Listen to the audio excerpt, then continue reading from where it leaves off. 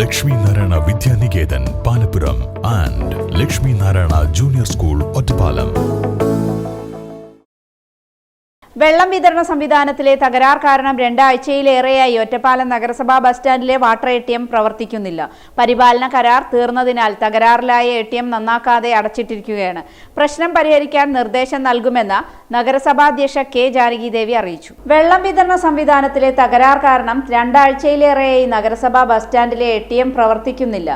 പരിപാലന കരാർ തീർന്നതിനാൽ തകരാറിലായ ATM നന്നാക്കാതെ അടച്ചിട്ടിരിക്കുകയാണ്. 1 രൂപയ്ക്ക് 1 ലിറ്റർ തണുത്ത വെള്ളവും 5 രൂപയ്ക്ക് 5 ലിറ്റർ വെള്ളവും ലഭിക്കുന്ന കുടിവെള്ള ATM ആണ് പ്രവർത്തിക്കാതെ കിടക്കുന്നത്. വേനലായതോടെ പ്രതിദിനം 250 മുതൽ 300 ലിറ്റർ വരെ കുടിവെള്ളമാണ് ATM വഴി പ്രതിദിനം വിതരണം ചെയ്തിരുന്നത്. ഇത് മുടങ്ങിയതോടെ നഗരസഭാ ബസ് സ്റ്റാൻഡിലെത്തുന്ന യാത്രക്കാർ, 100 കണക്കിന് ബസ് ജീവനക്കാർ, വ്യാപാര സ്ഥാപനങ്ങളിലെ ജീവനക്കാർ തുടങ്ങിയവർ ബുദ്ധിമുട്ടിലായി. വ്യാപാര സ്ഥാപനങ്ങളിൽ നിന്ന് 20 രൂപയ്ക്കാണ് ഒരു കുപ്പി തണുത്ത വെള്ളം ലഭിക്കുന്നത്.